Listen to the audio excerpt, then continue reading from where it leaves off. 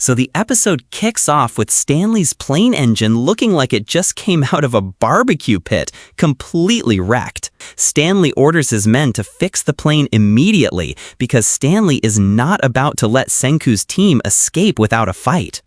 Stanley's team uses radio to coordinate and repair the plane like it's a prehistoric Zoom call. Meanwhile, Senku intercepts the radio communications. The enemy's not even encrypting their comms, so Senku's like, well, if they're gonna be sloppy, let's make use of this to our advantage. Thus, Senku assigns the peace team a mega mission, disassemble the Medusa, and figure out how it ticks before they reach ground zero of the petrification blast. Senku's being all mysterious, not explaining his plan, but the crew trusts him anyway. Turns out, even Brody and the Americans don't know the Kingdom of Science is heading straight for the original petrification blast site.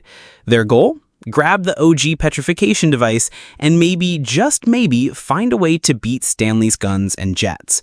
Because let's be real, the only thing that can counter that kind of firepower is a sci-fi weapon that turns people into statues.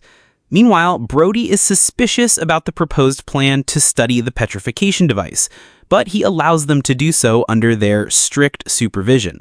Thus, Hamura retrieves the Medusa from the bottom of the river floor. So the team starts poking at the busted Medusa. It's cracked from Stanley's bullets, but still intact enough to study.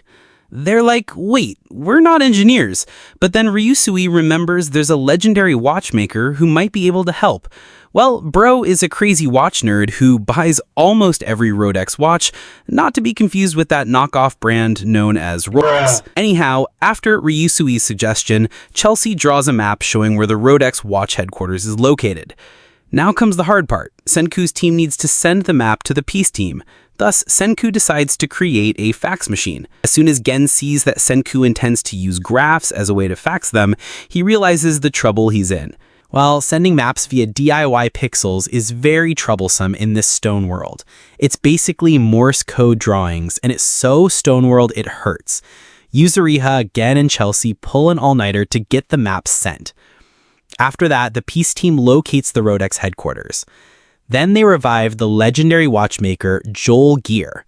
Bro's got gear in his name. By the way, dude's got zero immunity to girls, but when it comes to watches, he's a beast. He even crafts a handmade watch wrist on the spot using scavenged tools. Well, that's peak Stoneworld swag. Then Joel is handed the petrification device and tasked with finding out how it works. Upon witnessing the Medusa, Joel realizes that he's looking at a sci-fi item which is definitely not from the 21st century. Anyhow, Joel starts dissecting the Medusa and realizes it's made of glass, minerals, and, get this, a diamond core. The diamond's blackened, which Senku suspects is due to it slowly turning into graphite, releasing energy. So yeah, the Medusa is basically a diamond battery. Joel then tries to reactivate it by reconnecting the diamond, and it kinda sorta works. Despite being warned, curiosity gets the best of Joel, and he ends up firing off a tiny petrification pulse, and he gets petrified, of course. But the Medusa is unstable. Still, it's a huge breakthrough. Joel's like, I'm not giving up. I'm a pro, and I'll push this thing to its limits.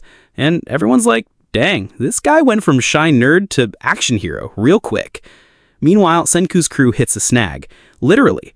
They reach the Andes Mountains, and it's just endless peaks. No gaps, no detours. They've got to cross it, no matter what.